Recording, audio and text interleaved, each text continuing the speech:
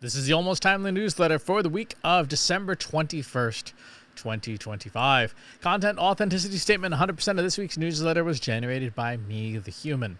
I'm debating whether to do one next week or not. Not sure yet. Depends on what happens this week. I am off work for the next 2 weeks, which will give me plenty of time to be working on a new book and a couple other things. So I'm still not sure. Maybe I'll take next week off. I'm not sure. The big plug this week, there is a brand new piece of content we put up on the Trust Insights website called What If LinkedIn's AI Treats Your Profile Differently Based on Your Name. This is academic research that we did. We have a paper published about this. We have data. We have code.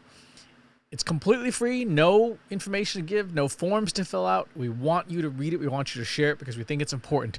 What we found, in a nutshell, is that part of the LinkedIn algorithm uses a very specific AI model, and we tested the base version of that model and found that it treats male-coded names differently than female-coded names in such a way that if a company like LinkedIn had not retrained it to avoid bias, it would generate biased outputs. So go read and check that out, and then if you have a chance, please do share it with your network. What's on my mind this week? Where AI is going in 2026, which is the subject that pretty much everybody has been asking me about for the last 2 weeks. Where is this stuff going? Well, lots of people are prognosticating about what's going to happen in AI in 2026. As with so many forecasts and trends, they tend to generally be more of whatever's happening now. The obvious trends will continue. AI models will get generally smarter. Agents will more easily connect to systems we care about. So will connectors. AI usage will continue to increase as companies seek more and more cost savings in the short term, even when those savings are bad for the company in the long term. None of that's a surprise. None of that really qualifies as a look ahead. Few things in life make you go off the road faster than driving the car only looking out the rearview window. So if what was in the year that just passed, if what was is a poor fit for what could be, then how should we be thinking about the future? How could we predict what's going to happen in the weeks and months ahead when it comes to AI? The good news is that AI, unlike other disciplines, takes time for advancements to make their way from lab to laptop. What happened in 2025 in the labs is likely to show up on our laptops and phones in 2026. If we know what's happening in the labs now, we can know what's likely to happen in production next year. The challenge is knowing what's happening. So in this issue, I'll walk you through my thought process and creation process to answer this question to a degree. I don't have any inside information. I don't have any secrets. No one is DMing me confidential information. But with what is publicly available, I think we have enough information to predict the future. So let's get into this. Part one, where does the knowledge live? Obviously, we can't know what's going on at the most current levels in AI labs around the world because their work's kind of secret, right? And the nature of science means that there's probably a lot of things that, they may be working on things in the lab that just don't pan out, right? So people are working on all sorts of really cool stuff, and some of it just doesn't work. The next best thing to being in the labs, however, is being at the forefront of the lab's outputs, and that means conference papers. I'll show you an example. This is from the NeurIPS conference, the Neural Information Processing Conference. 5,858 papers released from this event. Right, pretty spectacular. Now, the word conference papers and the word conference mean different things in different contexts. For marketers and business folks outside of academia, conference is where you go to get a glimpse of yesterday, if we're honest. It's often a joke at events like affiliate marketing conferences or SEO conferences that by the time someone shows a technique on stage that works, it stopped working a year ago. At those kinds of events, the real action is in the hallway conversations and at the bar or at the restaurant. As much fun as events are in the marketing and business world, what's on stage is rarely novel. That is not true at academic events like ICLR and NeurIPS and many other top-tier academic events. At these events, stuff that's just been proven in the labs tends to make it on stage long before there's even a commercial use case for something discovered. Some discoveries may not even have a practical application, but advance the knowledge of the field overall. That's where we go to find out what's happening in AI right now. As of late 2025, those events are ones like the Association for Advancement of Artificial Intelligence, the Association of Computational Linguistics, the International Conference on Learning Representations, the International Conference on Machine Learning, and the Conference on Neural Information Processing Systems. These flagship conferences are where literally thousands of papers are published about findings in AI and machine learning labs in the world, around the world. This is where the good stuff comes out.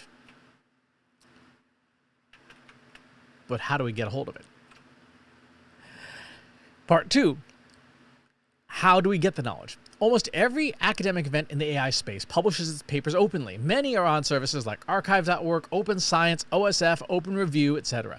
Those papers are typically fairly dense academic treatises, but contain a ton of valuable information about specific techniques and technologies that the different labs are working on. The good news is services like Open Review have APIs, and that means we can programmatically extract all the papers from an event. Even better news, this is largely a solved a problem. Like, people have solved this problem already. Enterprising people have built software to extract this information from us, so we don't have to go do it. If you are comfortable working on the command line, which, by the way, is one of the top skills that I recommend everyone get good at. If you want to take your AI capabilities to the next level, learn how to use the command line, learn how to use the terminal. If you're comfortable with it, there's a good chance someone has already invented the thing you want. In this case, a person named Miroslav. I'm so sorry, I'm going to butcher this. Lishkar? Miroslav, I apologize. Built a simple Python script to download papers from NeurIPS. Right? I liked it. I looked at it. I liked it. I noticed it. And if you look, it's released under the Apache 2 license, which basically says anyone can take that software and do with it what you want. You can modify it, you can fork it, you can improve it, etc. So I made a copy of it, and I customized the heck out of it to do what I wanted it to do. And this let me download all 5,800 papers from NeurIPS. Now, 5,800 papers is a bit much to read. Part 3, how do we get the specific knowledge we want? Miroslav's original software is simple and focused. Command line tool to grab all the papers from the event. For it to be useful to me, I needed it to have things like search functionality. I loaded up the original piece of software he wrote in a tool called Google Anti-Gravity, which is an AI coding tool. And it's powered by Gemini 3. And I gave Gemini 3 a laundry list of things I wanted the tool to have, like better rate limiting, the ability to pause and resume downloads, a search feature with fuzzy searching, a UI. After all is said and done, I dictated my requirements to Anti-Gravity, and it made all the changes in the code, transforming it into a piece of software that suited my needs specifically. Rather than reinvent the wheel from scratch, I was with Miroslav's implicit permission via the Apache license, I was able to take it and remake it into what I wanted. And it even looks nice. Right? So Miroslav's original tool is just a command line that spits out stuff, and mine now has a nice little search box that I can look for papers. I can choose which conference. I can download the papers, and let's see if it, yep, there we go. Works great.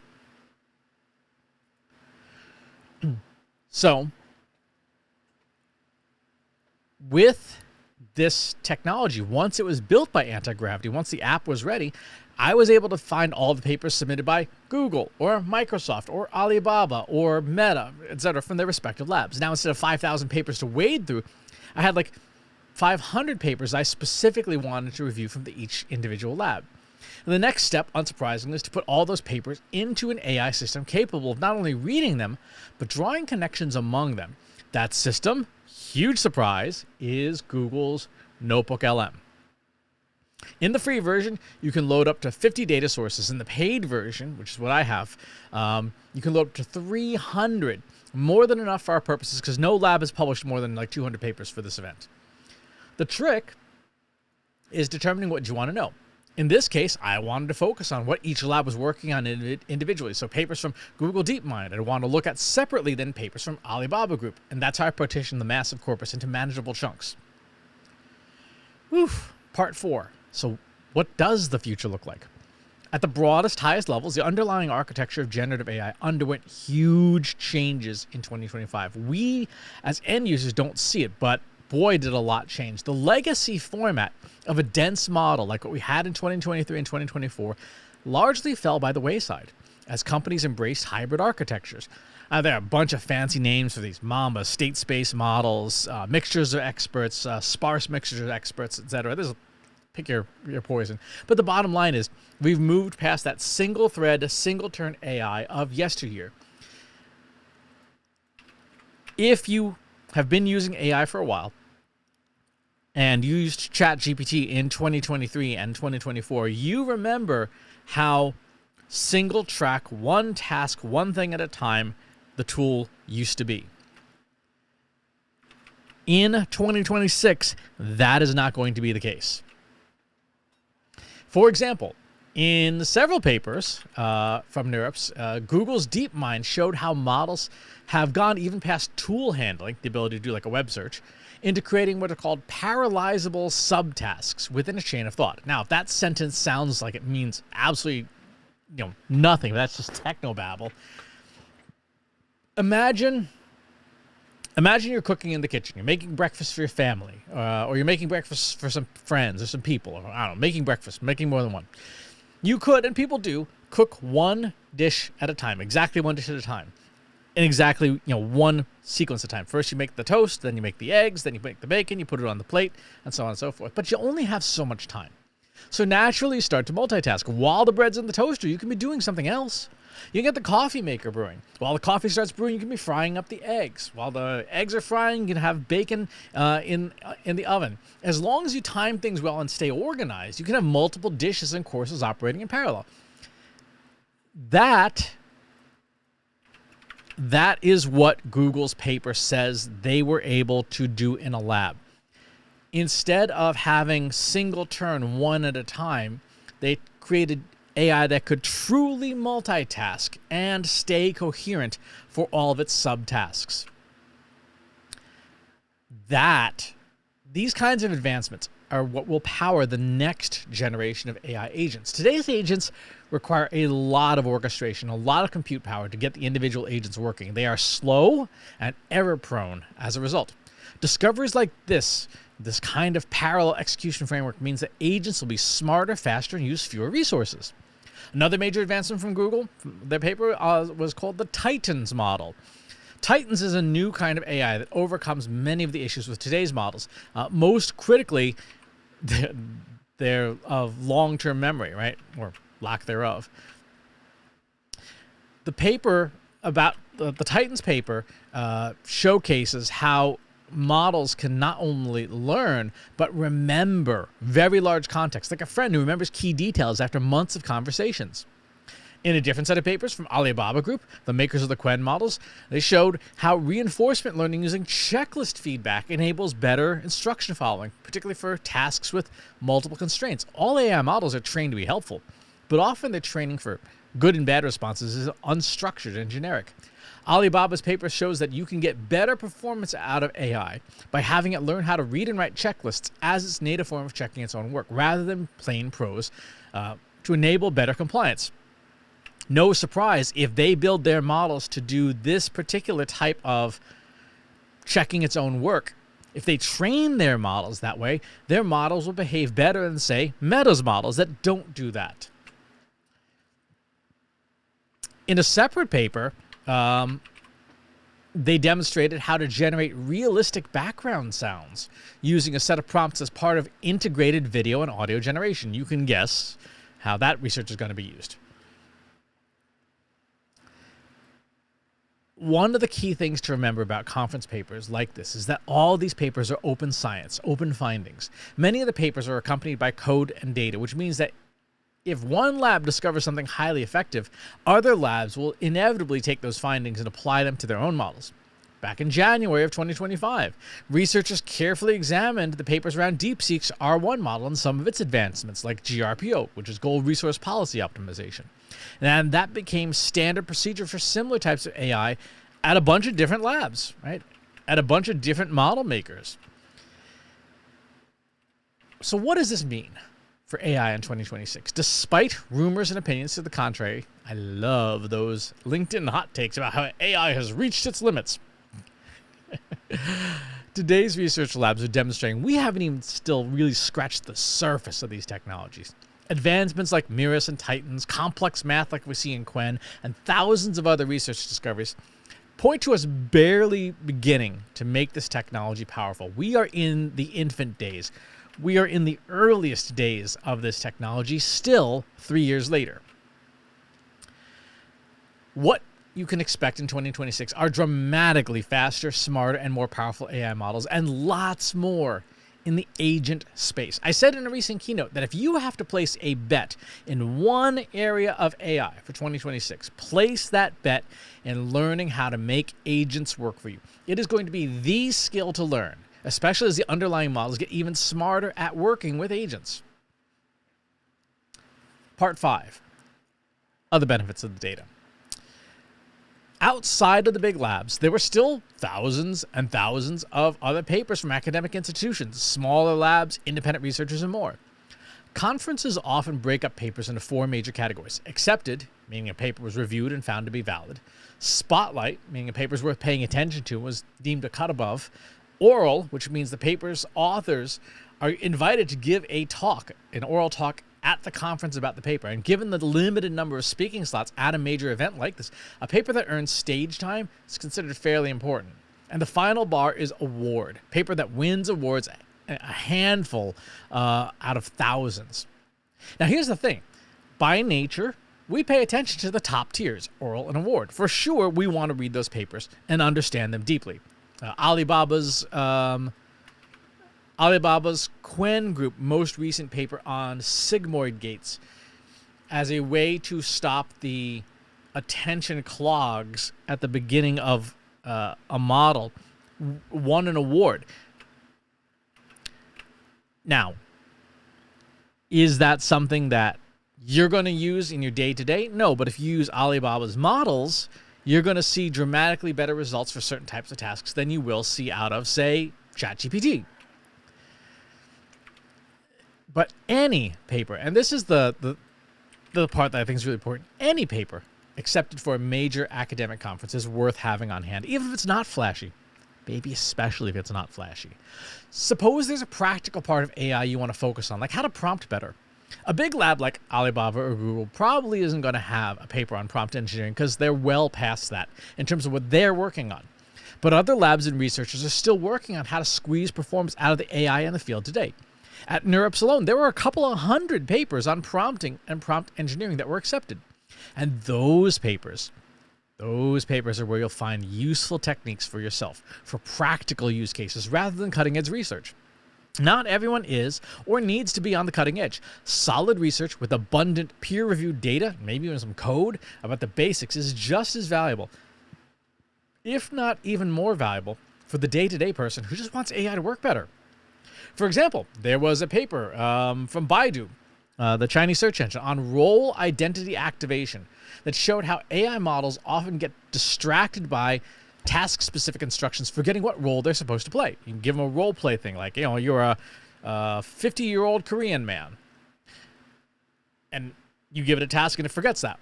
The paper explains how to use what's called role identity activation prompting techniques to remind the model of who it's supposed to be and not just what it's supposed to be doing, which enables richer role play. How is this practical? For those folks who are using things like ideal customer profiles and buyer personas with AI, this paper would be a gold mine for making those techniques work better. Is it cutting edge tech? No. Is it valuable? Yes. The bottom line here is pay attention to any accepted paper at one of these major academic conferences, because there may be hidden nuggets that are going to be helpful for your specific use cases of AI. Part 6, wrapping up. As we look forward to the year ahead, you'll see and hear a lot of navel gazing based on mostly opinion. If you really want to know what's going on, if you really know what's happening with AI, what's going to happen with AI, I've given you a rich blueprint in this newsletter to help you find advancements happening now that will show up later. When those advancements find their way into commercial products like ChatGPT in the weeks and months to come, you'll have had advanced notice of them and will be ready to use them on day one to their maximum effect. Consider this a holiday gift to you. What else happened this week? So, as I mentioned, we published that major research paper on bias in part of a system that the LinkedIn algorithm uses. Let's go check that out. We also finished up the 12 days of AI use cases. Day 12 contains a holiday song and an explanation for how to use it, so go check that out. Also had a lot of fun this week on making your own 2025 wrap-up. So if you wanted to do a wrap-up episode of your year, it showed you some tools on how to do that. It was a lot of fun. Let's see, jobs this week. Who's still hiring? B2B marketing analytics at Taliner, chief marketing officer at AlinityX, director of growth at Brightsmith, director of growth at Octave, director of AI marketing analytics at Experian, director of career strategy at Delta T, head of marketing at Prologue, head of digital at Stride, senior manager of data science at Hoxton Circle, vice president of research at Spectrum Science, VP of data and AI at Solomon Page, and VP of MarTech at Harnum. So that is it for this episode of the newsletter. And like I said, I'm not sure about next week. There is so much going on in the AI research space right now that it's difficult to keep up, but there's a lot of value to be had from all of these different papers. When people ask me, what conferences do you go to, or who do you follow to learn about AI, I often have to say, I don't. Not really. Because a lot of the people that you and I know in this space, popular names and things, they're not researchers.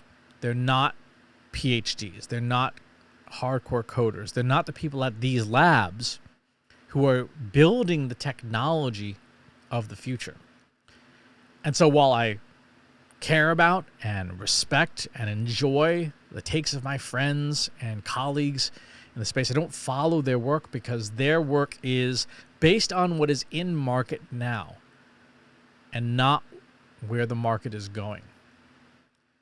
And I would encourage you as well to take a peek under the hood at what's happening at some of these labs. Go to their engineering pages. Go to their research portals. With today's generative AI tools, there is absolutely no excuse for any of us to not know what's going on. Because even if you don't understand, what is a sigmoid gate put before a scale dot product attention matrix, AI can explain it to you.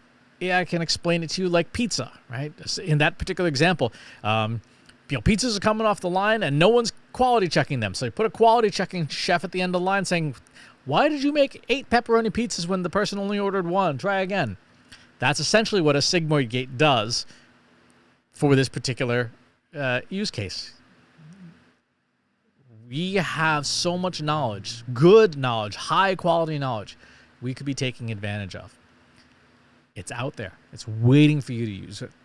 So if I don't get a chance to touch base next time because I might, like I said, I might take the week off. I wish you a happy holiday season, a safe and happy holiday season, and a happy, healthy, and prosperous 2026. Thanks for tuning in. Talk to you on the next one. If you enjoyed this video, please hit the like button. Subscribe to my channel if you haven't already. And if you want to know when new videos are available, hit the bell button to be notified as soon as new content is live.